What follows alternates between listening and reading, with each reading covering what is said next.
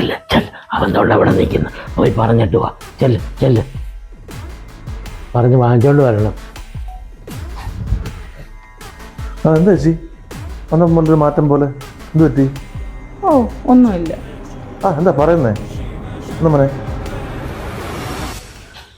മോനെ നിനക്കറിയാമല്ലോ, ഞാൻ അഞ്ചുക്കുട്ടനെ 25 പവൻ കൊടുക്കാമെന്നായിരുന്നു പറഞ്ഞിരുന്നത്.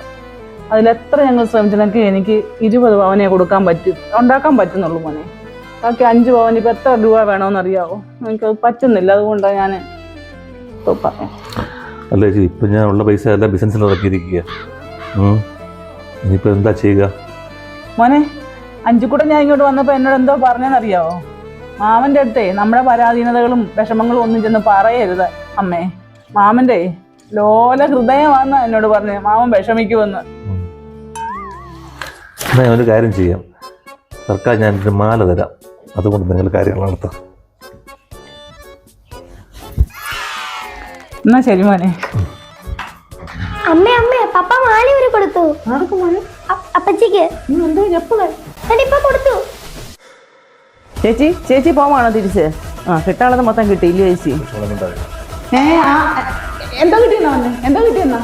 ഒന്നും കിട്ടിയില്ല. എന്തോ കിട്ടിയെന്നാ? ചേച്ചി കാണിക്കുന്നത് ശരിയാണ് ചേച്ചി. എനിക്ക് 2 മക്കളല്ലേ വളർന്നു വരുന്നത്. നടന്നു തന്നെ ഇങ്ങനെ കുഴിക്കല്ലേ ചേച്ചി. അതെ നാത്തൂനെ, എന്റെ ആങ്ങളെ എനിക്ക് തന്ന മാലയായത്. ഞാൻ ചോദിച്ചിട്ടൊന്നും പോലെ എനിക്ക് തന്നെ, അവൻ എനിക്ക് സ്വമേധ ഊരി തന്നതാ. നാത്തൂന്റെ പണി നോക്കിയാട്ടെ. ചേച്ചി മര്യാദക്ക് മാല തരുന്നുണ്ടോ? അതോ ഞാൻ വലിച്ചു പറിക്കണോ? മാല തരാൻ സൗകര്യമില്ല. നാത്തൂൻ കൊണ്ടുപോയി കേസ് കൊണ്ട് കൊടുക്കാൻ. ഇനി നിങ്ങൾക്ക് അടുത്തത് ഇവിടെ പോയിട്ട് കിട്ടിയത് കൊണ്ട് പോകാൻ നിൽക്കാതെ പിന്നെ മഴ കൊണ്ടാക്കാൻ നിൽക്കുക. മാല ഒരു കൊടുത്തു. പപ്പട കാര്യത്തിൽ തീരുമാനമായി.